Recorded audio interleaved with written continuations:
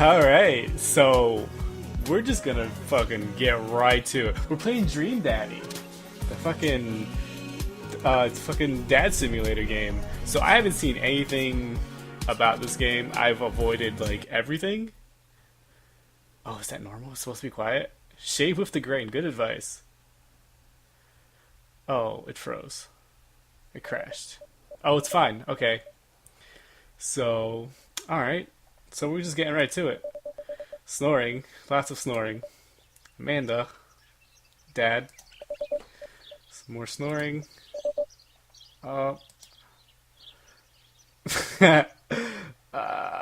Wake up. Let's just be responsible. I finally open my eyes and sit up. I'm lying in the middle of the living room, spooning a moving box. I yawn and stretch. Warning, man, the panda. Aww. Yikes, dad breath. Go brush your teeth. Oh man, I'm so excited for this. This is gonna be great. But yeah, so I haven't seen anything for this game. Only just like little tiny things, but I don't know anything. Oh shit! Alright, so I did it. I feel like if I was a dad, this would be me. And yeah, I think I'm a pretty hot dad, so let's fucking do it. Oh shit, Cam. Fucking. Now you know my last name. Fucking. Be that dad. Look at me just being fucking just smoldering and shit. Oh man, ready for this. I'm ready. I'm ready to just be a dad, be a hot dad. In this game, not in real life. I mean. Did you fall asleep packing? I got most of look at this face! Alright, let's keep going. Searching around the room, looks like I did a pretty good job. Every box is sealed except for one. Wait, straggler. What's in it? Looking into the box, I see a bunch of old photos and little photo albums. Yeah! Whoa, I haven't seen these in years. Oh, I'm just loving this. I pull out one of Dusty out from the top of the pile and we begin looking through it. It's the coolest baby I've ever seen. The only way you're found. Oh shit! Fucking. The only way your father could get you to stop crying was to put sunglasses on you. Yup, tell her. But whenever you try to take them off, you'd start crying again. You spent the first 2 years of your life with sunglasses on. Nice. Halloween when you were maybe 4. This is fucking adorable, yo. Fucking cute shit. Oh, dragon. Oh my god, the dragon costume. You couldn't decide being a princess or a dragon, so you went with both. Princess, dragon. Fucking love it. Why do I remember crying in that dragon costume? You saw yourself in the mirror and realized you were afraid of dragons. Seeing yourself inside the dragon's mouth was a realization of your greatest fear, I think. Right, yup, definitely repress that memory. This was you in your horse phase. Oh. I love the art in this. The art in this is so good. Dad. Sir Hortington the Brave. Well, I don't think that was his... I made the lunges for the photo, but I quickly snatched it away and hold it above her head with my superior dad arms. Nice try, but this is important blackmail for later down the road. Go ahead and try me. I've seen pictures of you and your scob. Oh no! Ouch, kid. The Communist Manifesto. Had a chance back in the day. Oh man, this is good. This is good writing. I look off into the distance, reminisce about that rad horn section. Hey, it's Emma P. Aww. No, Dad, that's Emma R. Didn't meet Emma P until high school. Honey, I promise you wholeheartedly that I would never stop mixing those two up. Dad. Emma R's been my best friend since I was 7. Give it, like, a little bit of effort. Oh, right, Emma P was the one who... Oh, Dad. Oh, shit. Oh. Oh, all of these are really strong. MFP's an asshole. Fire the flaming tennis ball. Lighter blue tennis ball, tennis racket, right? Oh, whoops. That was me. Oh, right. I was a wild child. I was 6 when you did it. Okay, Amanda. I wasn't aiming for the police station. It just happened that there was a police station in the vicinity of where I happened to hit a flaming tennis ball. This is very Game Grumps. I'm into it. Yeah, I remember you explaining that to the police. They didn't believe me either. Anyway, I gotta show this to MR later. She'll get a kick out of it. The first photography award you ever won. Yeah, and it got us a $20 gift card to McFridays. And then you got food poisoning from Cheesy Tostada Blast. So many Z's. I like it. I think you mean food poisoning. Oh, see? Wow. See? I didn't know that was coming. And I just made a comment about the Z's. I'm already a dad in real life. Not really, but you know. Yeah, I know. I'm sorry. Still can't drive past McFridays without gagging. Still proud of you, though. Amanda reaches down into the box and pulls out one last photo. Neither one of us say a word. We stare at the photo for a long moment. Oh, this is sad. I finally decide to break the silence. Oh my god. The day you were born. It's kind of a funny story. We got into a car accident right there in the hospital parking lot. Oh god, this is getting real. It wasn't anything big, just a fender bender, but of course I was freaking out. And the little old lady who crashed into us was freaking out, and I didn't know what to do. But your father, oh man. He holds my hand and looks me directly in the eyes, the calmest I've ever seen him. He says, "It's okay. It's all gonna be okay." Wow, this like escalated very quickly. Ellipses. He was right, you know. I stared at the picture for longer, maybe too long. I miss him. I can't even imagine what it must be like for Amanda. She pats me on the back. Come on, Pops, we gotta finish packing. The moving van won't wait forever. You're right. Oh. Amanda and I pile into the car and take one last look at the old house. So many memories here. Hard to believe your father and I bought this place almost 20 years ago. Hey, remember when I shattered the front window playing catch? You always had very strong arms. Hey, remember when I shattered the front window pretending to be a robot who breaks windows? You were a very imaginative child. Yes. Man, I like this. This is good fun. Hey, remember when I broke the back window? We get it, Amanda. You break stuff. And there'll be plenty more stuff for me to break in a new place. Memories to make and stuff to break. Ready? We sit in silence for a moment. I watch my daughter grow up in this house. It will forever hold a place in my heart, but it stings a little bit to leave it behind. I'm ready. The moving van begins to pull away, and I get the car into position to follow it. I watch our old house, disappear into the rearview mirror. So what? So sell me on our cool new pad.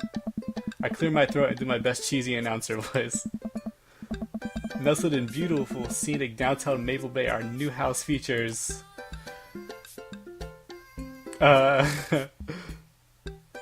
multiple places to sleep.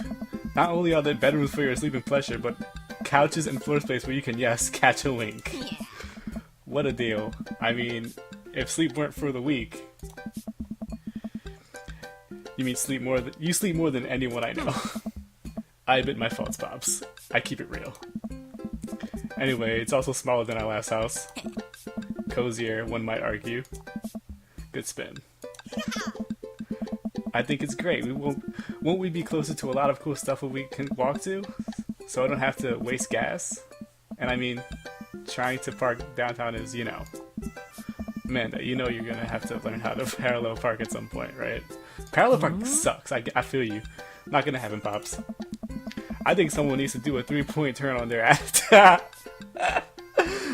was good. I don't know how to do that either. Have you met the neighbors yet? Not yet, but the neighborhood seems pretty quiet. Not until I get there, so you won't have to chase any rowdy teens off your lawn. You are the very teen you mock when you say that, honey. Oh boy. I'm in my last year of high school. I'm practically dust. Yeah, you're a real... Oh boy. Don't you dare. Senior. Dad, I know where this is going. Citizen. I'm just going to ignore that.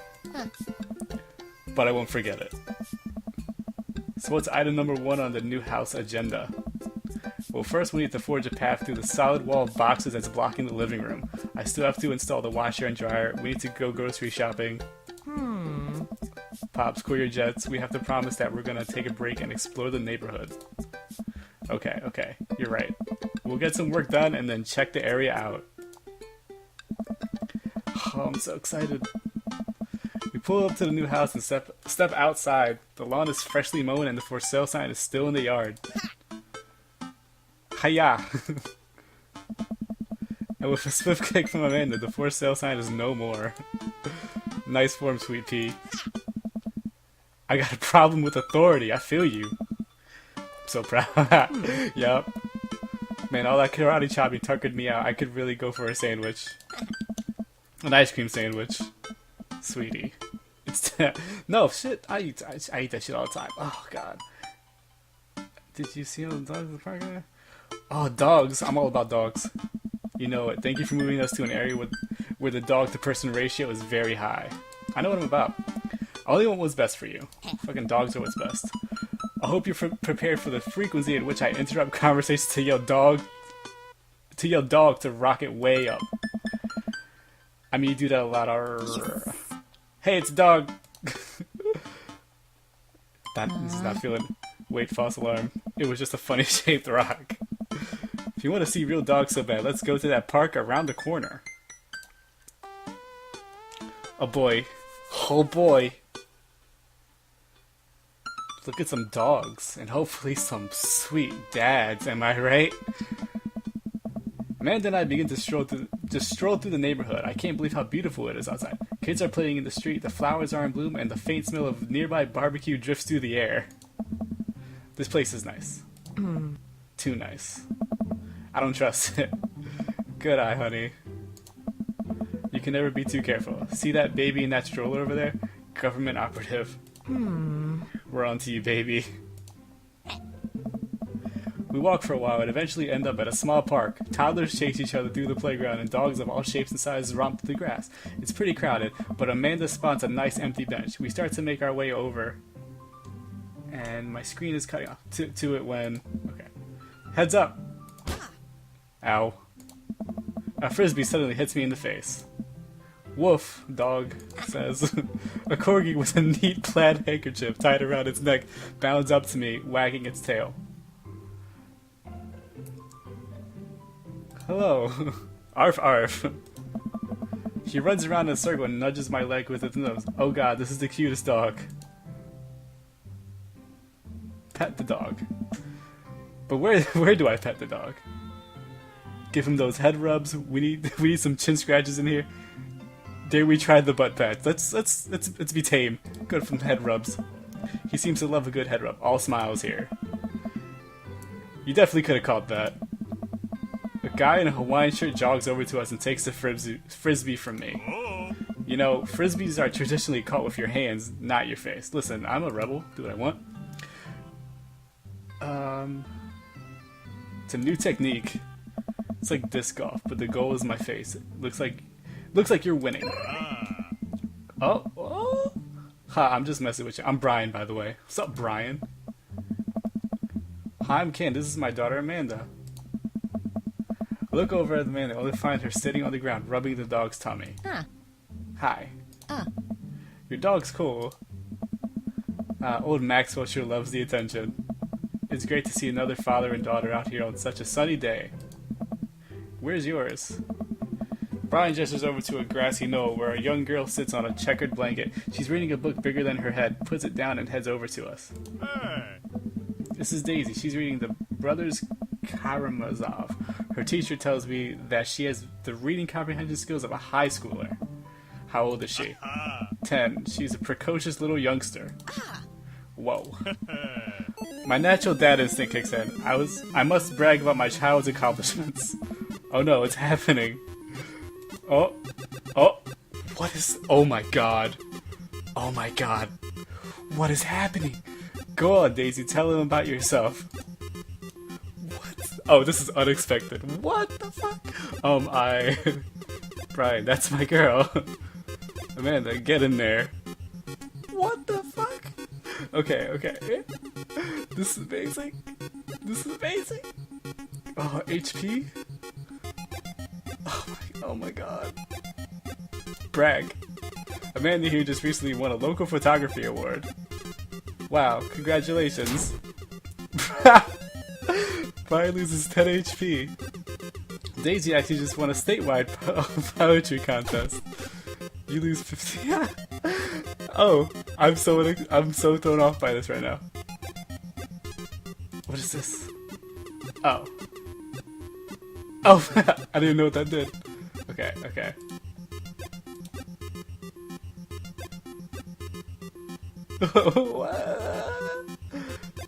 Oh, go for it.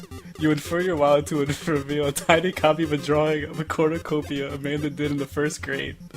Yo, I love this. Cute. It isn't very Oh, it's fucking adorable.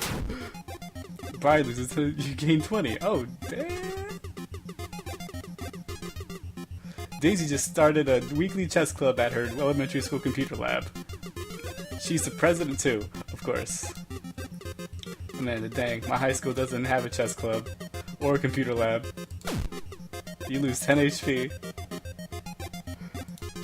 Okay. What do we got? Grades.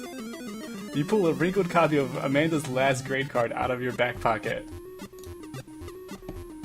Dad. Awesome grades. Brian loses 25 HP. You really carry that around everywhere? Ouch. Maybe it is kind of weird. You lose 5 HP. Daisy sold enough candy bars this year to get the top prize. A canoe? What the fuck? We're taking it out next weekend. How's that even possible? Amanda could barely get one of those sticky hand things. It's extra. Oh no! Okay, I need to fucking. What do we got? Spelling bee. Fumbling through your phone's browser, you managed to pull up a photo of Amanda winning her 10th grade spelling bee. Wow, congratulations, Amanda. Daisy is getting prepped for her annual spelling bee right now. Hopefully this will be her 3rd win in a row. Yikes, you lose 5 HP. Damn it! Did I mention Daisy said her first win at 10 months? Daddy? Amanda's was potty, still cute, but maybe this isn't the time to bring it up. You lose 10 HP. Oh, he's kicking my ass. Oh, we're actually tied up. Brag. Last week, unprompted, Amanda helped an old woman with her grocery bags. It's extra powerful. Brian loses 20 HP. Daisy here has all of her adult teeth, never had a cavity either. Amanda subconsciously pushes her lips together to hide her teeth. It's extra powerful. You lose 20. Oh boy. Alright, I hope this is a good one. Amanda's in all honors classes this semester. Brian loses 10 HP. Oh, really? I'm actually talking to Daisy's teachers about having her skip a grade. Even Amanda kind of bristles at that one. You lose 20 HP. Dang, he's really got us beat. Boy, it's been such a treat getting to know you two. Did he have to add insult to injury by being such a gracious winner? Kicked my ass. Oh god, this is great. This is so good. So I take it you guys are new to the neighborhood. We just moved in. Do you live around here? Yeah, we live in that cul-de-sac down next to the coffee shop. What a coincidence. That's where we live too. Oh, fucking neighbors. Small world. Yeah, Daisy and I are in a little ranch-style house on the corner. I know that house. It's just like ours, but slightly bigger and better landscaped. Does this guy have to outdo me at everything? Damn. What a lovely place. Well, I don't want to take up any more of your time. Really nice meeting you guys. You have to stop by at some point. Yeah, definitely. Bye. Brian and Daisy walk further into the park with Maxwell happily trotting along in tow. I'm not feeling it. Do you get the feeling that he was trying to one-up us? Trying and succeeding. I can't believe that kid's only 10. What was I even doing at her age? I believe you had a bit of a thing for horses. Shame that didn't pan out. Could have majored in comparative horse studies. It's not too late to minor in horse creative writing. Too close to the truth, Dad. Let us never speak of the fantastic adventures of Sir Horsington the Brave, an epic in 7 parts by Amanda Olmedo. Oh, she has my last name. We laugh off the horse epic and walk around the park a bit more, enjoying the day. Let's go unpack. We should head home. I'm gonna need 4 hours minimum to figure out how to build my new bed, and I'd like to not have to sleep on the floor tonight. Oh boy, this game. This game is something.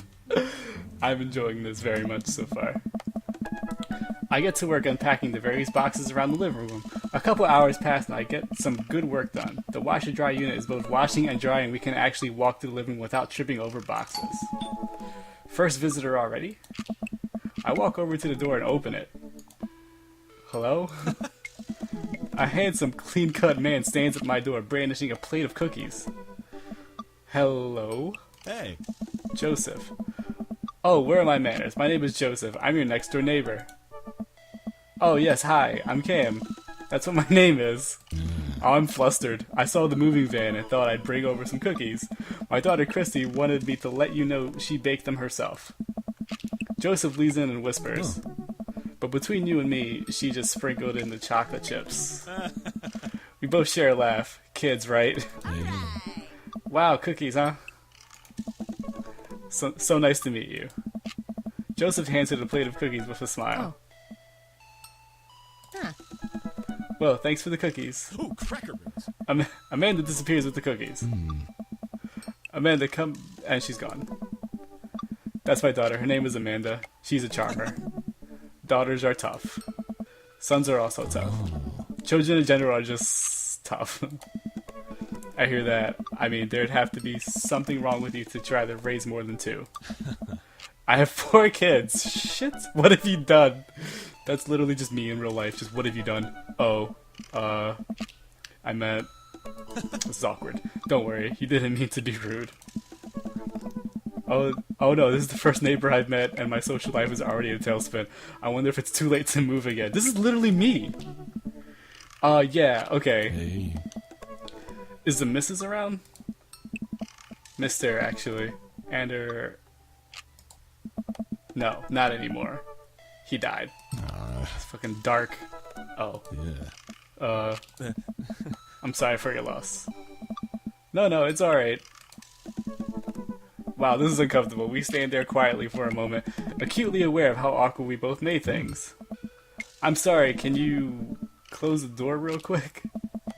I look at Joseph quizzically, but comply. After a second, I hear a knock on the door. Opening it, I see Joseph standing there with a huge smile. Oh.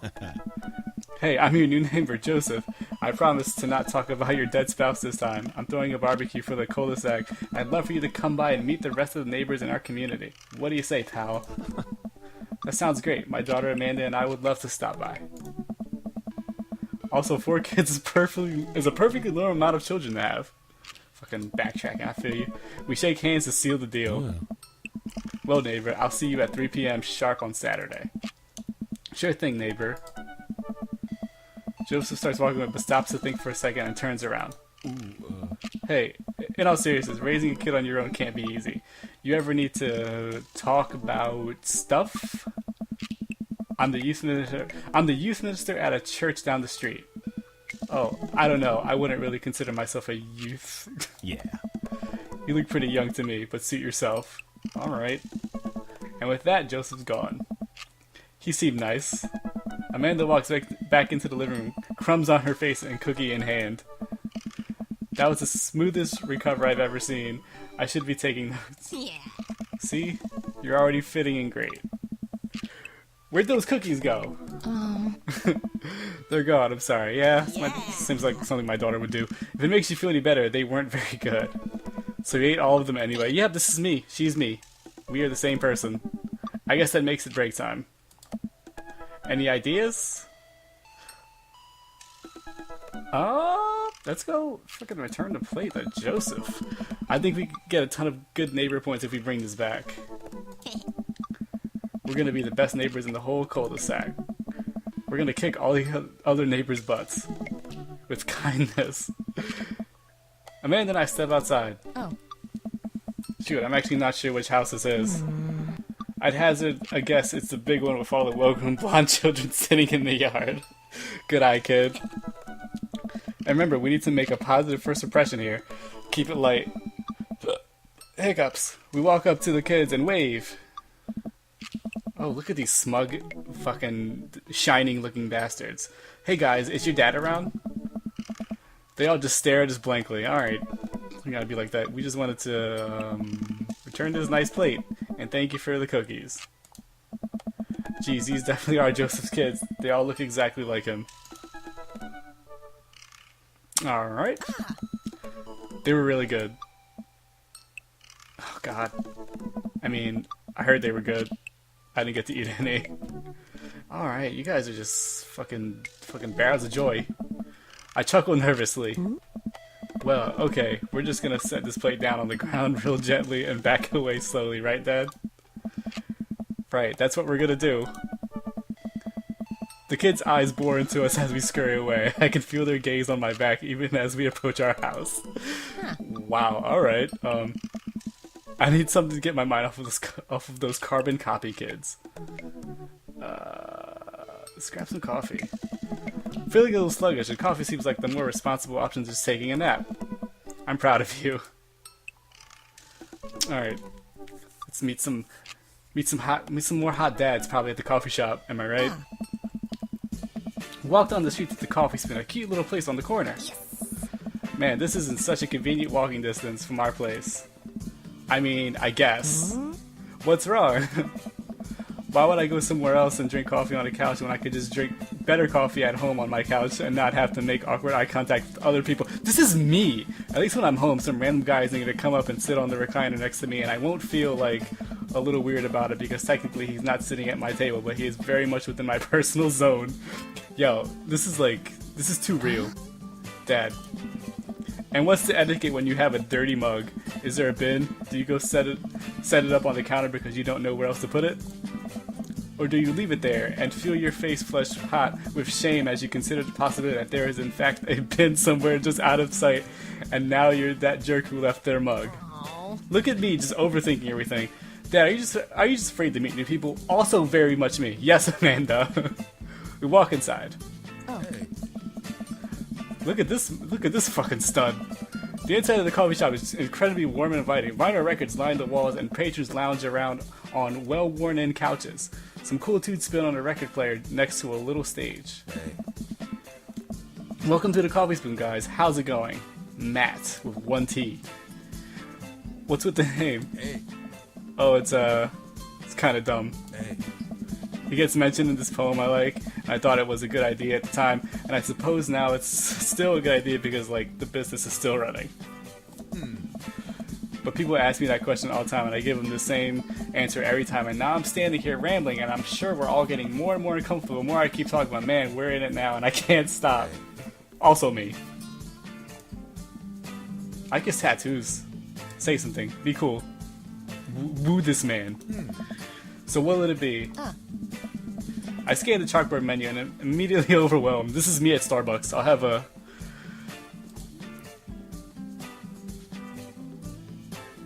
Giant. I see it there. Oh god, these are strong. Let's go. Go ice. Oh, he's into it. Good choice. I don't get it. Oh, it's a pun. Tegan and Sarah, this really awesome Canadian indie band formed in 1995. They were nominated for a Grammy in 2013 and are known for being masters of not only pop hits, but meaningful lyricism. Hey. I like you, Matt. I'm digging you. I'm doing the thing again. Hey. But coming right up. And for you, I have a macchiato DeMarco, please. Oh. coming right up. Do you want that in small, medium, or biggie smalls? Medium. Wait, is Biggie Smalls big or small? I should change that, shouldn't I? Matt sets to making our drinks, and the man and I take a seat on one of the couches. What's his deal? Let the man make his puns. They're cooler bands. They're cooler bands than you listen to anyway. Hey. Hey. Ska was cool once. Was it though? This couch is actually pretty comfy. Maybe not comfier than our couch, but it's alright. Good lumbar support. You sink right into it. Okay, it's comfier than our couch. Amanda nudges me. This place is right next to our house, and that guy seems not only cool, but also just as uncomfortable with talking to other people as you are. Yeah, I get that. You should totally become friends with him. You know, I want to. I don't know. Come on, what did we say about meeting new people? I can't meet new people if I always stay inside and also don't go outside and also don't talk to me. This is me! This is literally me. See, we're making progress. Matt sets our drinks down at our table and I have a sip. The iced Teagle and Bear is delicious. Hi, we're new in the neighborhood. I'm Amanda and this is my dad, Cam. Oh, right on. Pleased to meet you both. Hey. You ought to come by when my daughter's hanging around the shop. You two might get along.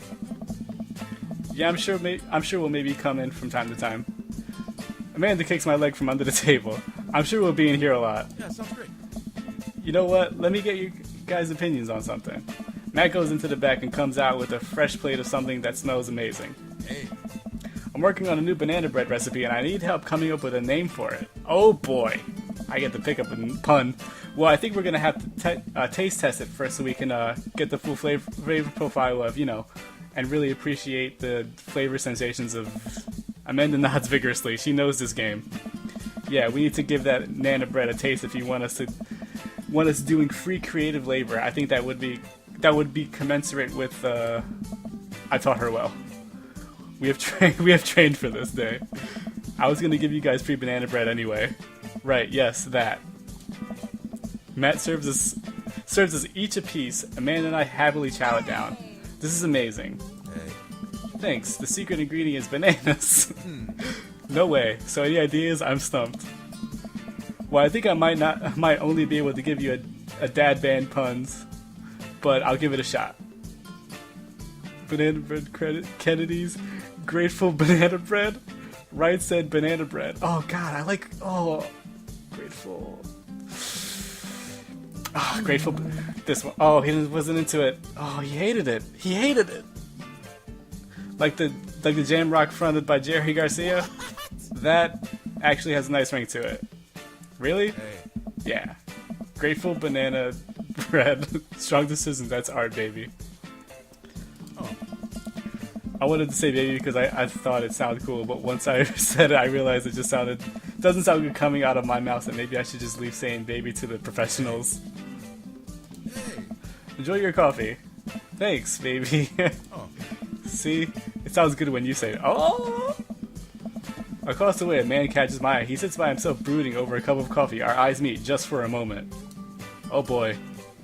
Shit's about to go down. I hastily look away, hoping he didn't catch me staring. Who is that? We finish up our drinks and head out. Oh.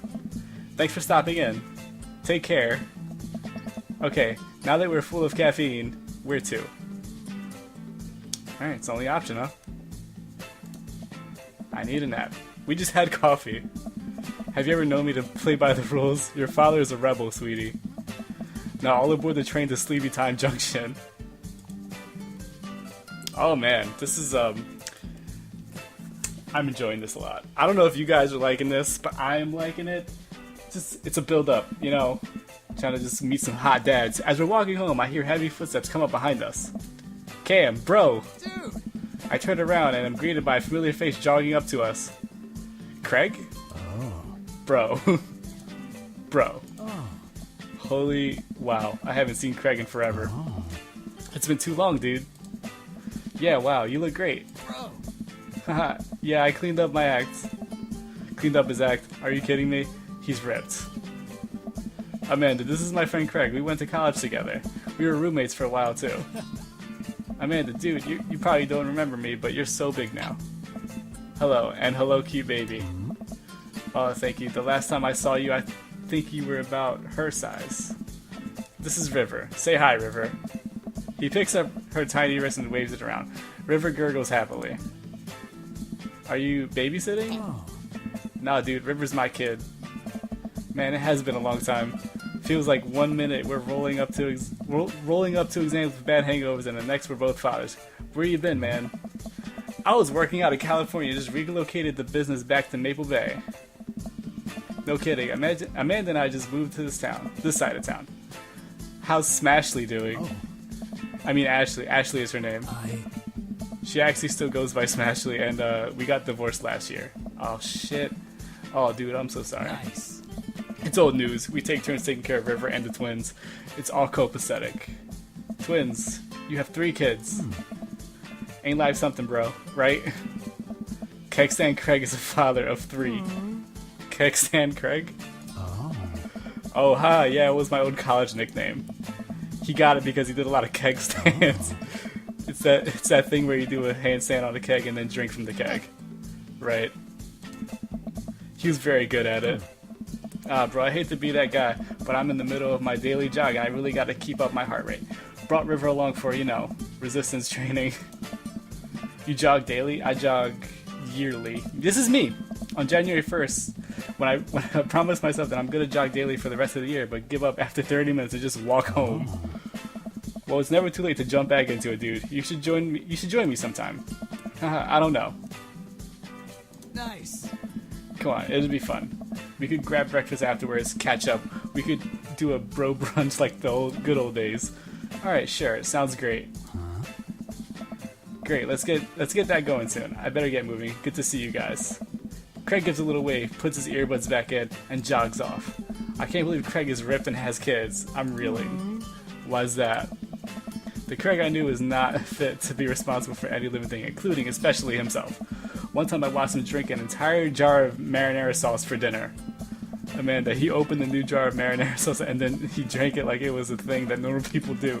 It was unholy. And then I asked him what the hell he was doing and he said, and I quote, "It's basically a smoothie, bro." Wow. I mean, technically, he's not wrong. He jogs. He was jogging. He's like a totally different person. Anyway, we better get home. I'll have plenty of time to reflect on how old I feel later. Oh, I met so many dads. Amanda and I flopped down on the couch. Amanda has to shove some empty boxes out of the way before she can sit. Too bad we're going to be putting my stuff right back into these boxes in a few months. No, don't say that. Oh, Dad, it's going to be okay. I'll be fine. I know. It's just, you're my little girl. It's going to be weird not having you around. I'll come visit and I'll text you every day and I'll take lots of pictures. I mean, obviously, I'm a photography major. You promise? Of course. Are you gonna be okay while you're lonesome? Oh, come on, I'll be fine. I'll get a dog or something. A dog? Forget art school. I'll stay for the dog. Is that what it's gonna take? Medium-sized dog, handkerchief around the neck. I get to name it. That's what it'll cost me for me to give up on my dreams. I'm a woman of simple wants and needs. Well, a dog is a lot cheaper than college. Amanda laughs. Suddenly, a pile of envelopes slides through the mail slot. Speaking of college, Amanda darts over to the envelopes and shuffles through them. She pulls out one and throws the rest back on the floor. This is from McGowan College of Art and Design. Open it. But I'm scared. It's just an envelope. Yeah, it's just like my entire future, not a big deal. She takes a deep breath and rips the letter open with her teeth. We have a letter opener, but okay. I hold my breath while Amanda's eyes dart back and forth, scanning the letter. What does it say? The admissions committee has reviewed your application. Blah, blah, blah.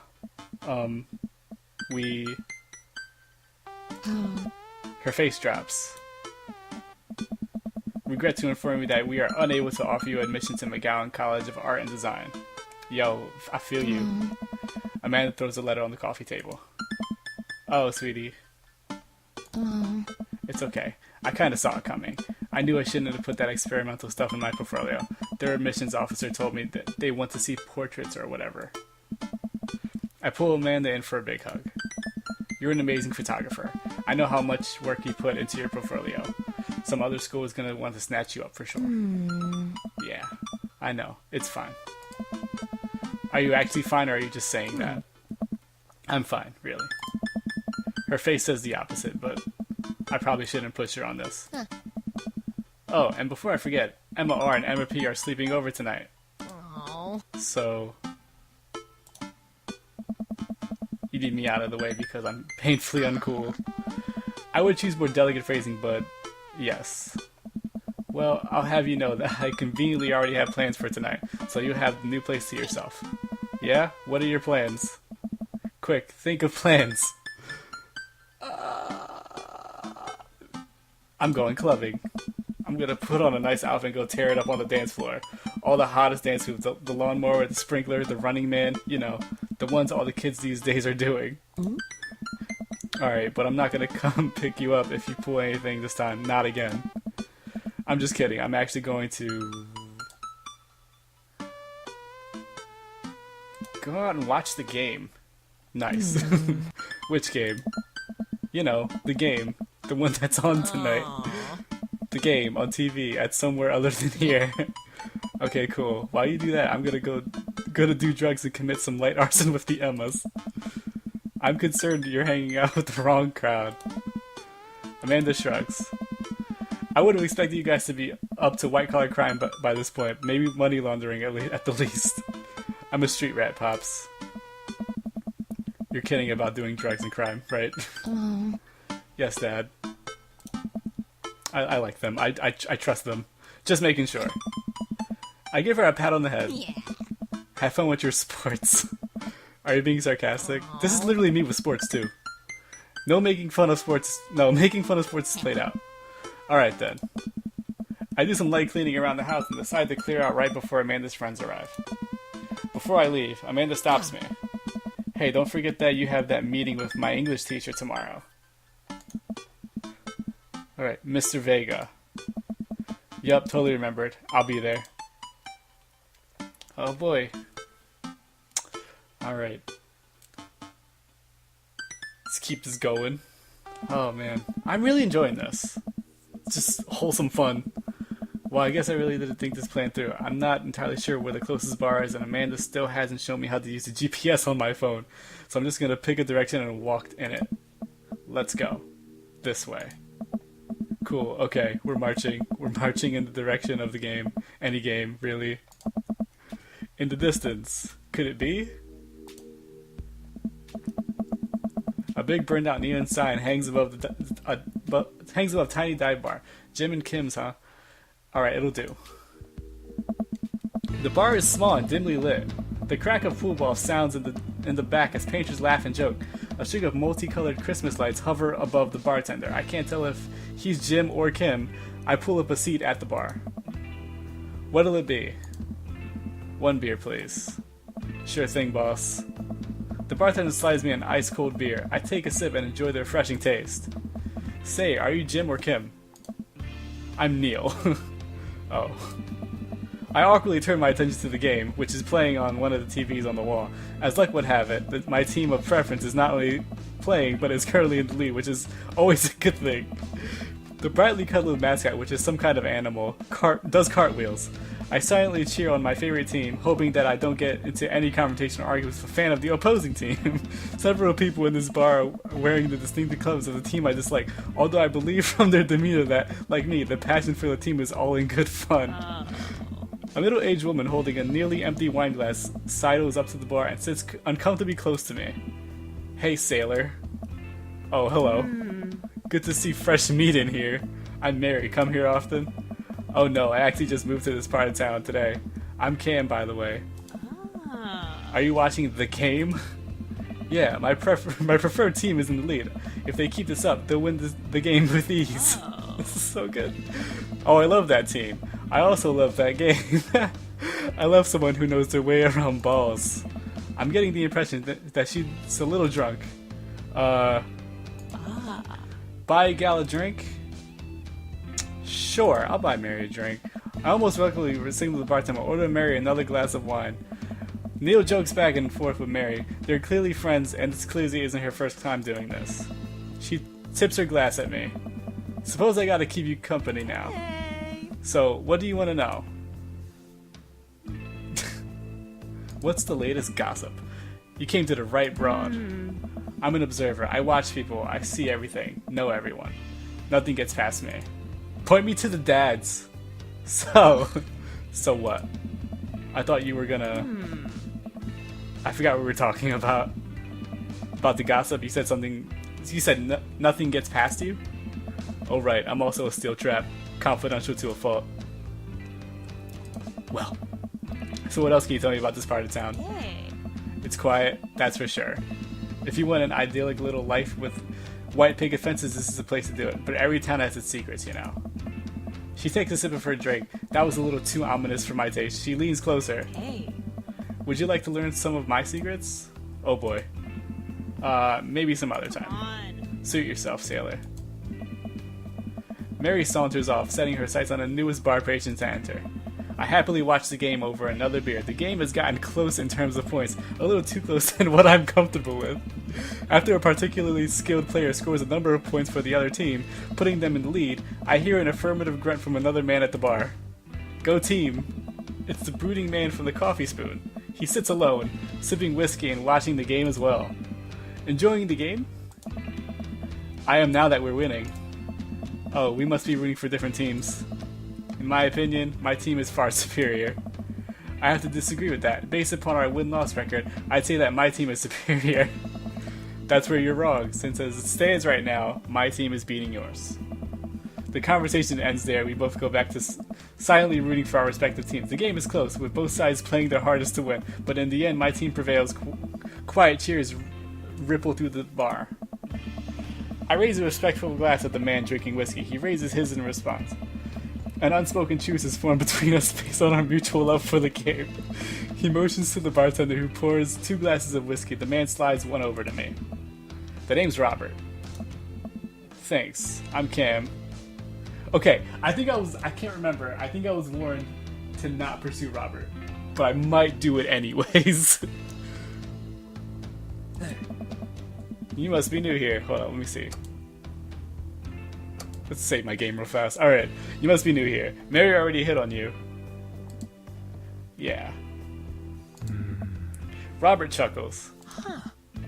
She's a peach. Well, you picked the best bar in town. As slimy as it is, you'll never find a better spot than Jim and Kim's. Is there actually a Jim or Kim that runs this place? No. That'd be Neil. Neil waves from across the bar. Fucking Neil. Good guy Neil. Not enough Neils in this world. Okay. You a whiskey fella or a beer fella? Beer, but I'll drink most things. You like shots? Oh. Fuck it. I love shots. Oh, he's into it. Thank God. Robert nods to Neil, who serves up 2 shots of whiskey. He hands one to me. Here's to your health.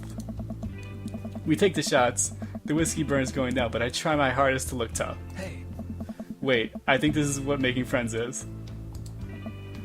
Okay, Cam, this guy's out of my friendly, but I think if I play my cards right, we'll be pals in no time. Oh. Rugged good looks. Your face, oh no. Your face is good. Oh, he's into it. Thanks? Wait, I think this is what flirting is. Oh boy. Man, this guy is mysterious and cool. Way cooler than I am, at least. Yeah, I can agree with that. Robert signals to the bartender for another round. What are you doing here tonight? Trying to make friends. I'm new in town. Figured it might be good to put myself out there. You seem pretty cool. The key to being cool is acting like you don't care about anything, but actually you care very deeply about everything to the point where it's debilitating. This is very good advice. Very true. Really. Robert downs the rest of his drink. Of course not. He gets up. Be right back. Gotta powder my nose. Oh, he's gonna do cocaine? Never seen Robert this talkative. He must like you. Ha, I guess so. I gotta admit that Robert has a gruff charm to him. If a guy like that thinks I'm cool, then I really must be. Robert comes back from the bathroom and grabs his leather jacket. I'm gonna go home. You heading my way? Oh, shit. Robert and I leave the bar and find ourselves walking in the same direction. I live in this cul-de-sac down the way. Does everybody live there? Me too. We just finished unpacking today. Great place to be. Good neighbors. Well, some of them. Who's that? We get to Robert's house, which is just a few houses away from mine. We stop and he turns to me. I don't kiss and tell, Cam. So are we doing this or what? Whoa! Oh boy, what? Hey. You know, do you want to come inside or not? A wave of realization rushes over me. I blush. Oh. What is laying on? Well, I don't see why not. Oh boy, that sounded smoother in my head. Let's do it. Oh boy, I follow him up to his door. He fumbles with his keys for a second and unlocks the door, leading me inside. The moment the door closes behind us, he pushes me up against the wall and kisses me, grabbing my hips. Come on.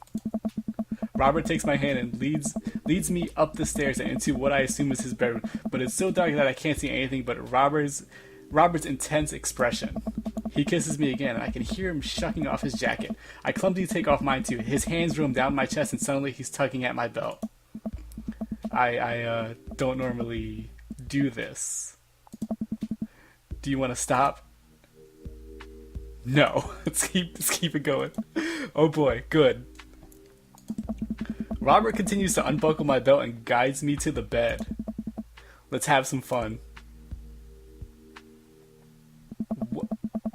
Sunlight streams in between the slats of the blinds. My head is pounding. I really overdid it last night.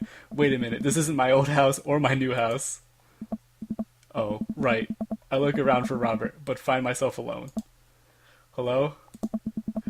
There's a clatter from the bathroom and the door opens. Robert is fully dressed and grabs his keys. That was fun. Yeah, it was. You should go. That's certainly not what I was expecting. Well, damn, Robert. Well, talk to you later? Robert cracks a smile. Sure. Your clothes are over there. I hastily get dressed and show myself out. The sun is unbearably bright. I need to lie down. I start to make my way back home when I suddenly remember Amanda. I rush back home and throw... Oh, achievement. I rush back home and throw the door open. Something smells delicious. Amanda? Amanda runs out of the kitchen and looks slightly disappointed. Oh man, I was kind of hoping you had gotten kidnapped and I was gonna have to come rescue you. No, I made a friend at the bar last night and ended up sleeping over at his place. Where are the Emmas? They left a little while ago. Oh, you guys have fun? Yeah, watched some movies, ate snacks, stole a car. You know, the usual sleepover stuff. You teens and your larceny. So, this breakfast that's cooking, what's that all about? Well, there's hash browns and eggs and bacon. Can I... Aww. Yes, you can have some. You can have some breakfast. Bless you, sweet child. My head throbs. I gotta do something about this hangover. Amanda, your loving father might have overdone it last night. Oh, somebody's hungover. Father of the year. You wouldn't happen to have any aspirin or... Yes. I've got just the thing. Hang on. Amanda runs to the fridge and pulls out a jar of pickles. Amanda, what? Yes. Drink... Oh, no. The pickle juice? Whoa. It's what I used once. Would assume one was used. Oh, Amanda has a dark side. I would also assume that it works pretty well. Although I've never tried it before, and won't try it, obviously.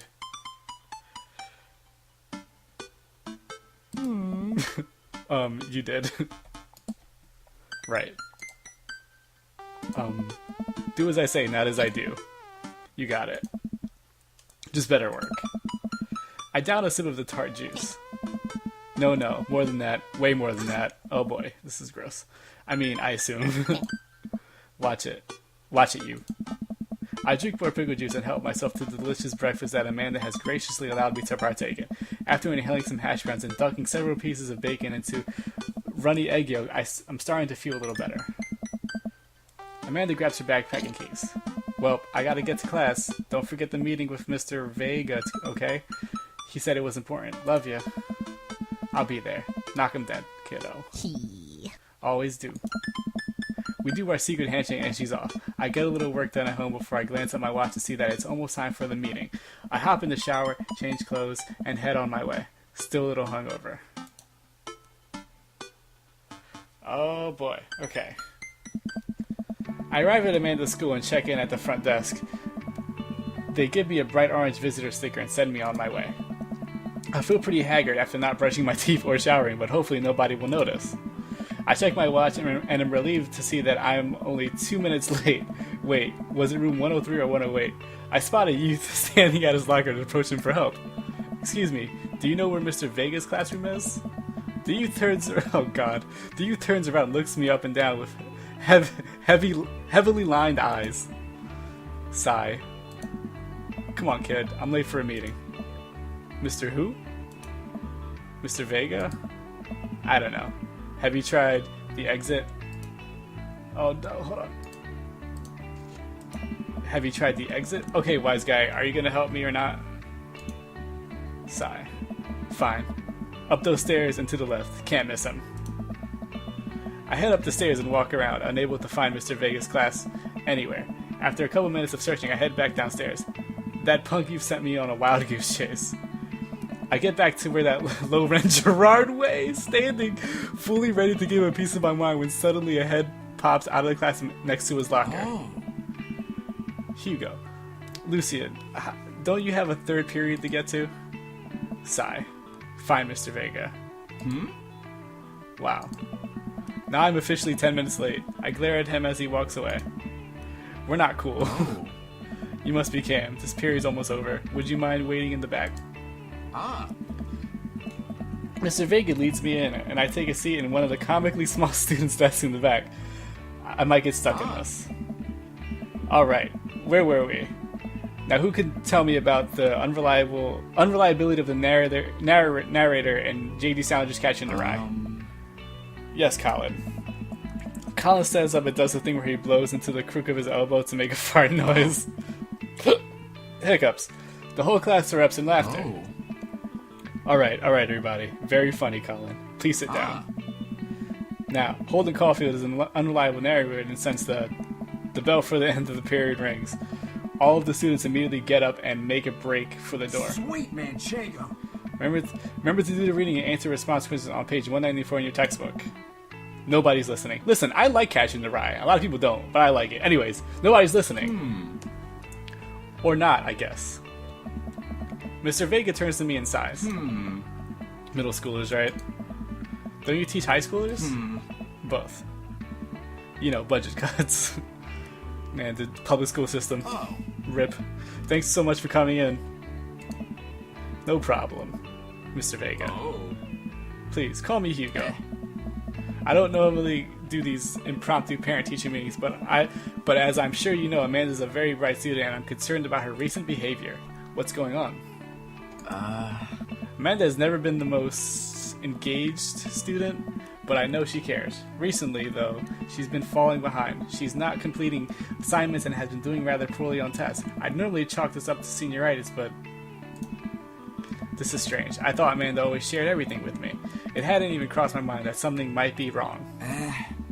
I just wanted to ask, is everything okay at home?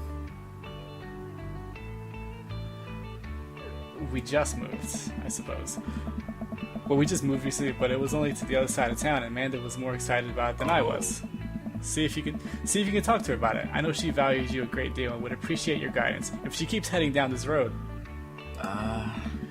I know how important our school is to her, and I would hate to see her miss out on scholarship money that she clearly deserves. I'll make sure to talk to Amanda. Thanks for letting me know, Hugo. Hey. Anytime. You're a good guy. On my way out, I stopped, thinking for a moment. I turned to Hugo. Hey, Hugo. Oh. Yes? Did you ever catch that rye? Fuck. Yes. God damn it, me. I leave the classroom and make my way out of the school. I'm still a little bit in shock that Amanda was able to hide this so well from me. She's always been such a force of positivity in my life, especially after we lost her father. Amanda must be done with classes for the day by now. I'm sure she would appreciate a ride home, and maybe I can talk to her about what's going on. Eh? Oh boy, time to embarrass her. I pull up to the car while Amanda hops in the passenger seat. So, did you have fun gossiping about me? Mr. Vega and I actually just gossiped about our celebrity crushes. So you talked about Mario Batali the whole time. It was a very productive meeting. I'm pretty hungry. Can we grab some dinner? Sure thing. Let's see.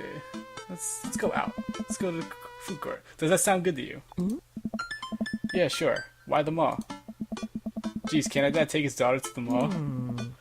Will you buy me things? I will buy you a thing, singular. Sounds like a deal to me. We drive in silence for a short while. Amanda plays a game on her phone. I should say something. You know, sometimes when a kid gets older, they find that they have to keep things hidden from their parents. And that's okay, because sometimes that's what kids do. And that's okay, but also sometimes it's good to have the parents' perspective because, you know, maybe the parents have also dealt with similar situations. And maybe they're a little cooler than you give them credit for. Anyway, what I'm trying to say is that it's good to share. Love you. Have you been reading my tweets? You have a Twitter? Oh no. What? Never mind. Look, sweetie, Mr. Vega said you haven't been participating in class and that you're not turning things in. Oh, I'm fine, Pops. Senioritis and all that. I thought you liked Mr. Vega's class. It's fine. He's fine. We pull up to a stoplight and I eye Amanda. She's still texting. I want you to know that you can talk to me about anything. Aw. Uh-huh. I can tell that whatever it is, she doesn't want me knowing about it. That's frustrating. I heard Emma R. is going to that fancy art school in California. That's exciting. Yep. Are you bummed that you guys aren't going to the same school? Yep. Amanda keeps texting. She stifles a laugh. What's so funny? Amanda, don't be this. Oh, it's I don't think you'd get it. Okay. Who you texting? Eh? Noah. Who's Noah? Oh, fucking my friend? Does he go to your school? Yep. Do you like Noah? What? No. Dad. Ugh. I can't believe you would. Ugh. Dad. I mean, geez. She's just not having it. Why would you? She's just not having it. Ugh. Gross. Sorry. Just asking. Dad, he's just my friend. Guys and girls can be friends. He's my friend. Okay. Jeez. This is going well. Well, good talk. Love ya, kiddo. She leans forward and turns up the radio. I guess that conversation is over. To the mall then. Man, fucking Amanda, just not being super chatty with me. We arrive at the mall, a big indoor shopping center with a couple different floors. It's kinda dead, but that doesn't stop a mall security guard from yelling at a group of loitering teens. Let's eat something disgusting for dinner. Hell yeah. Language, Missy. Heck yeah. Better. We approach the food court and evaluate our options. There's greasy restaurant after greasy restaurant. My heart burns just looking at the menu. Nobody looks happy to be here. What are you in the mood for? Bread dipped in sugar? Bread with cheese on it? Or do you just want me to inject some fat directly into your bloodstream? I extend my hand to her. Would you do me the honor of sharing some nachos? She takes my hand with a grin. It would make me the happiest, cheesiest girl alive. We order a giant pile of chips and unnaturally orange cheese from a very unenthusiastic and possibly stoned teenager. We take a seat at a rickety table and dig in. These are bad. These are very bad. But also strangely delicious. We have to eat through the pain. We enjoy the fluorescent cheesy goodness together until we're all out of nachos. So, something's been bothering me for a while. Can you explain memes to me? Oh boy, sigh. Which meme? All memes. Amanda sighs deeply and places her head in her hands. That is complicated. See, memes are inside jokes shared by a bunch of people that get less funny the more people do it. So the problem is that by the time a meme gets to you, Dad, all of us youth had already done the joke to death. And what's worse than that is that movies and TV and video games will try to jump in on the meme train, but just based on how long it takes to make them, the meme will be long dead by the time it comes out, so it just dates it and isn't funny. Oh shit, what up? Oh no. Dad, please. Anyway, changing the subjects. Where to now? Wanna go to that goth store? What? You know, the one that's all black and tries to establish itself as the establishment despite being an exact representation of the establishment? Fucking throwing some shade. I don't know what store you're talking about. You know, the one where you can buy chain wallets and it's basically an assault on what people fought so hard against in the punk and hardcore movements of the 70s and 80s. Dude, you gotta be more specific. The one you threw up in that one time. Oh, that one. Oh lord, look at this hot topic. Or Spencer's. Amanda runs into the store with me trailing behind her. She makes a beeline for the rack. There it is, you can still see the outline kinda. I'm so proud? Speech. Amanda. Alright. Speech. Alright, I'll do it if you stop chanting.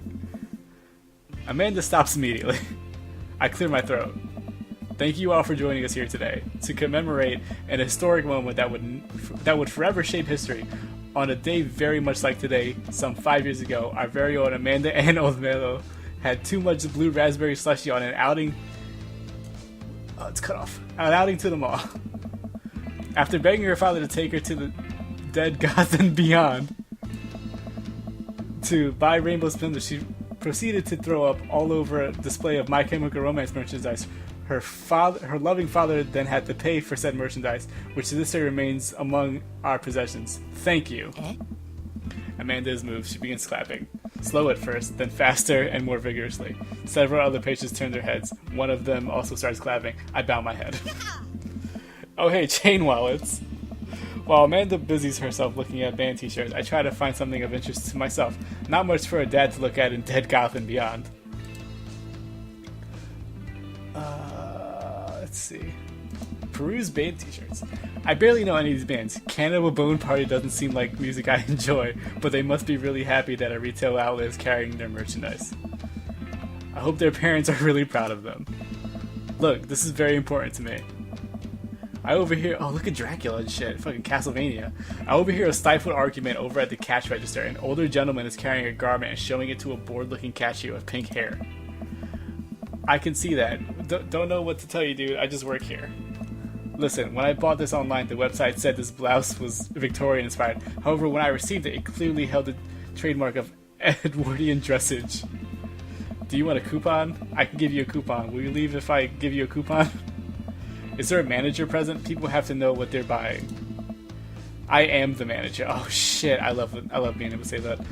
I see. Well, it would seem that I have overstayed my welcome. Good day, shopkeep. Your superiors will receive a strongly worded letter by post. Whatever, dude. The man whirls around and storms out, his literal coattails trailing behind him. I can't tell if they are Victorian-inspired or Edwardian in nature. Amanda trots up to me with the t-shirt in her hand. Oh boy, here it comes. Hey, Dadtron 5000. Yes, I'll buy it for you.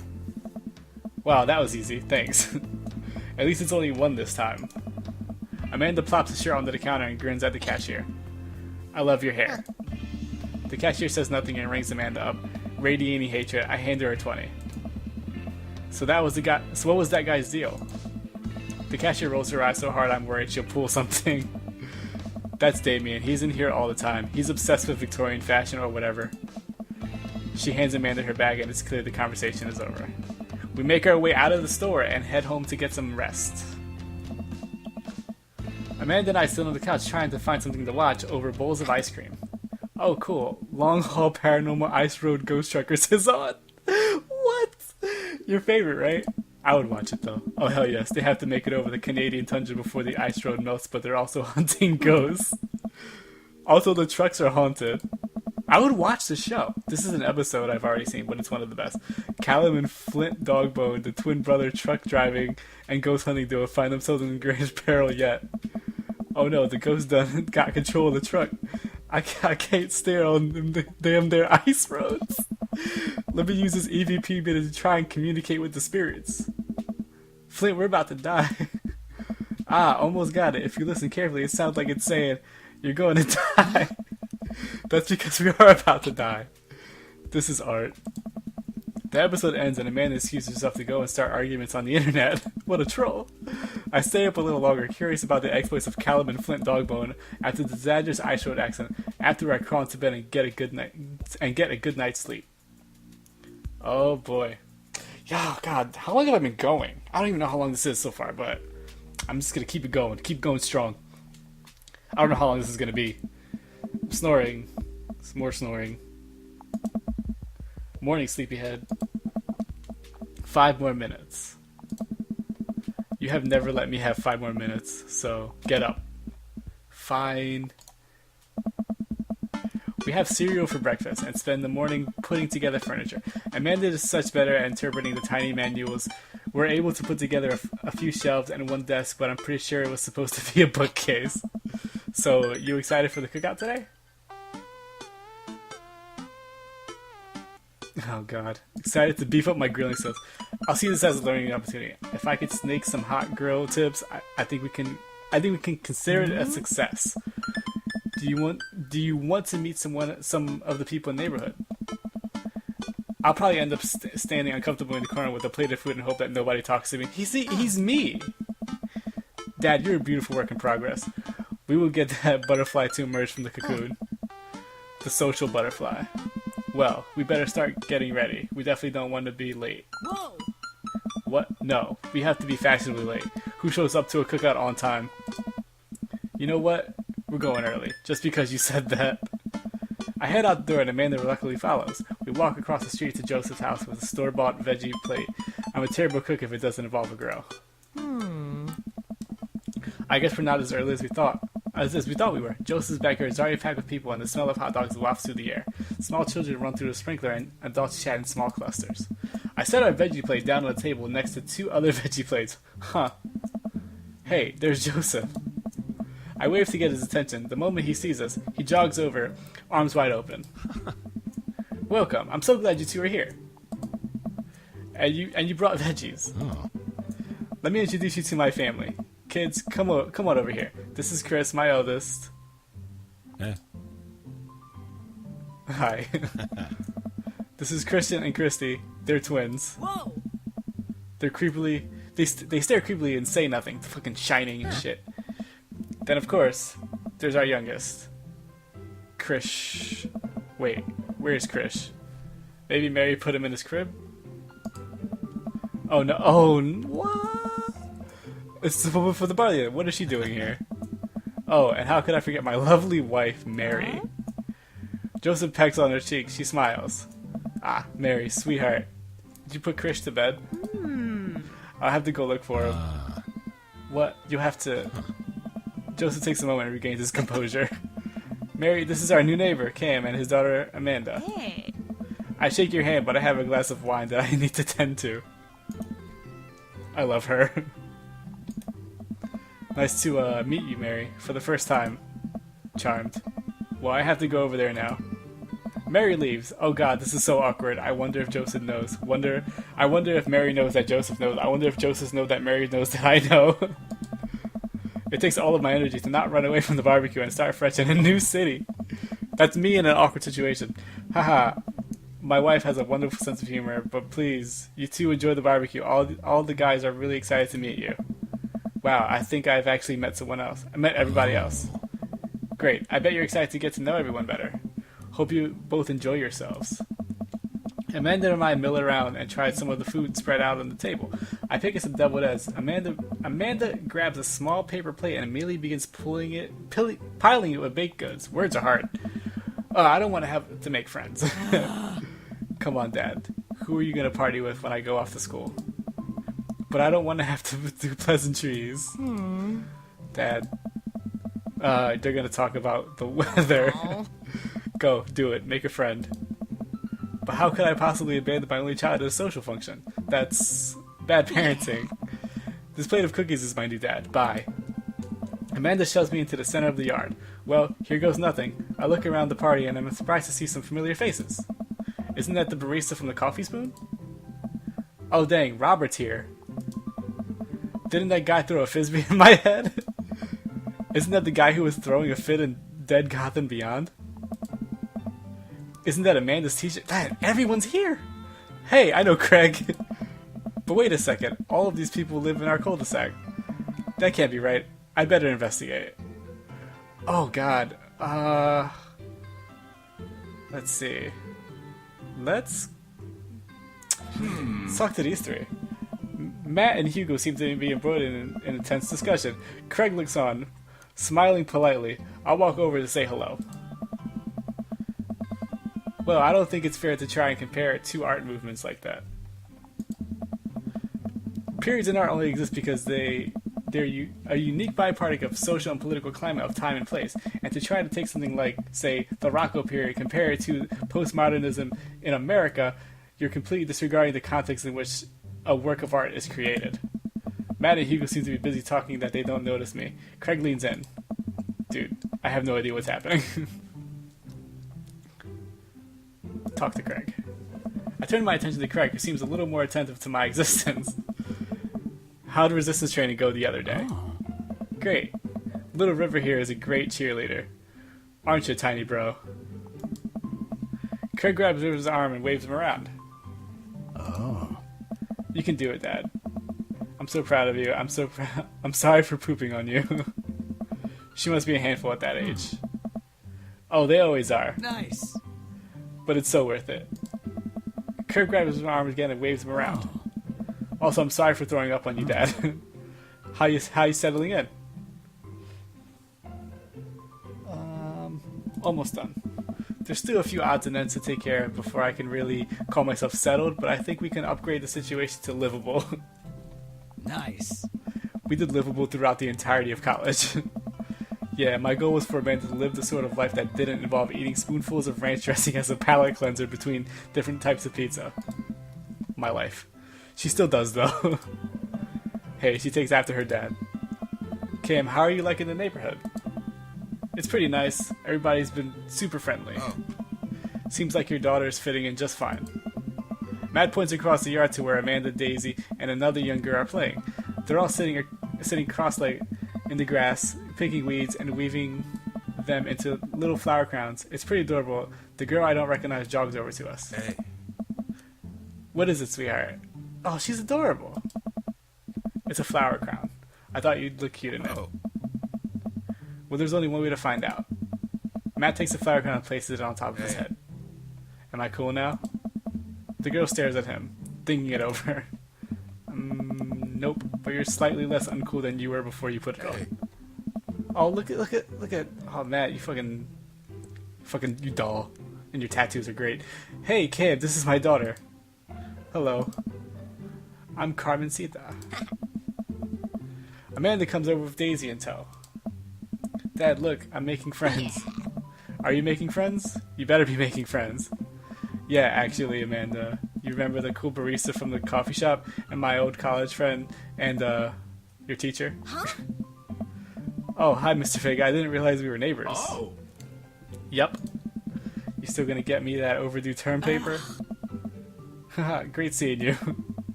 Amanda finger guns her way out of the conversation like a champ. She learned the finger gun move from me. I'm very proud. She's definitely a charmer. Speaking of which, where did my son go? Huh? Hugo looks around the party. He must finally spot him because his eyes go wide. Ernest Hemingway Vega, are you smoking? Ernest is holding a lit cigarette. Nope. I see Ernest across the way. He casually takes a long drag of his cigarette and then flicks it into a gutter. Unbelievable. Excuse me.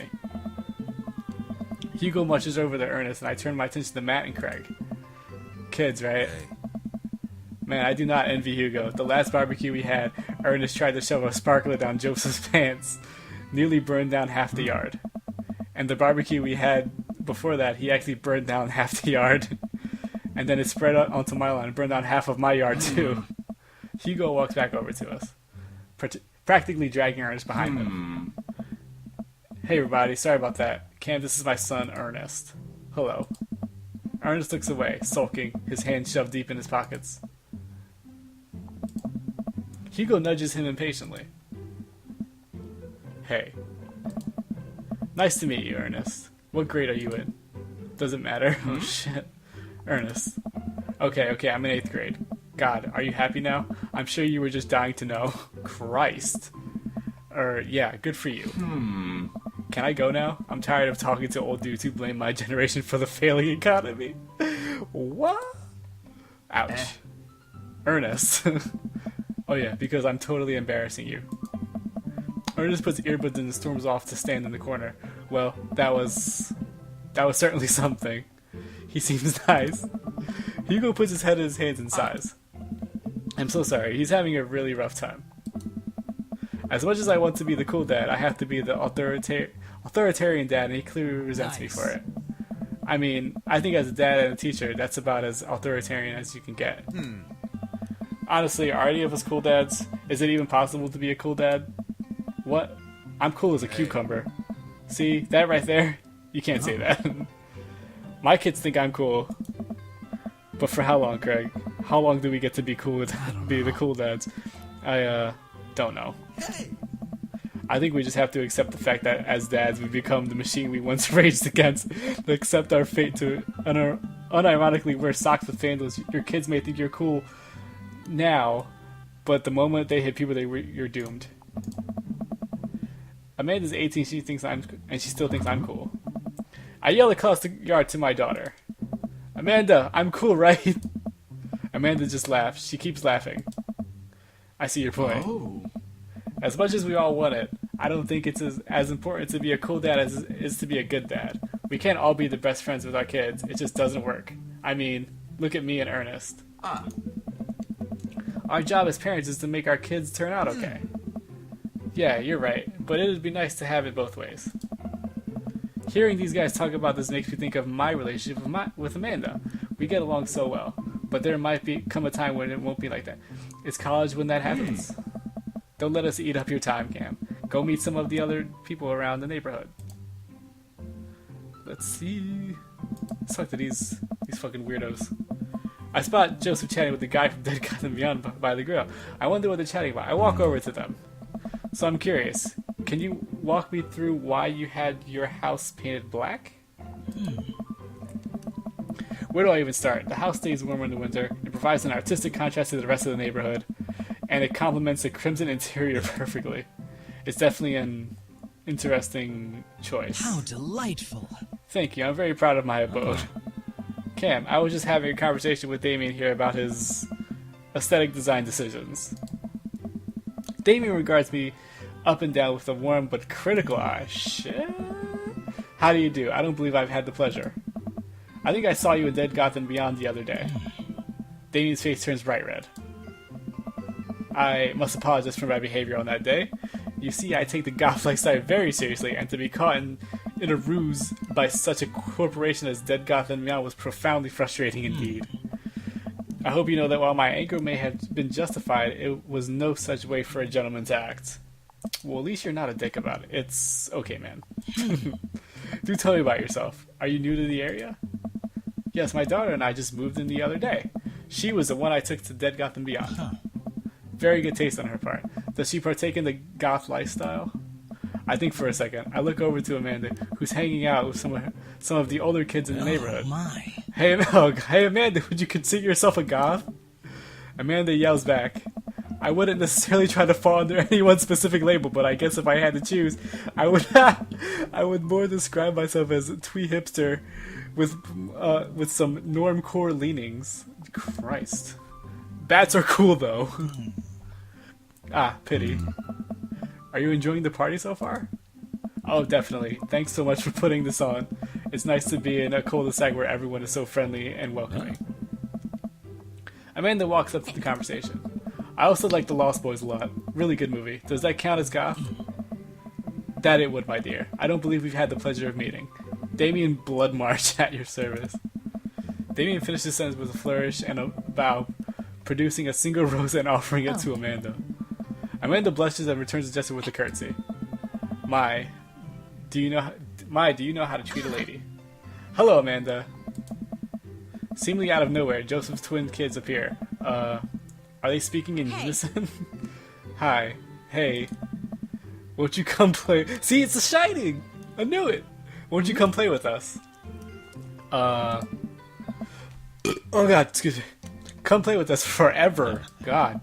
Guys, enough with the creepy twin stick. We've talked about this. Christian and Chrissy slowly back away.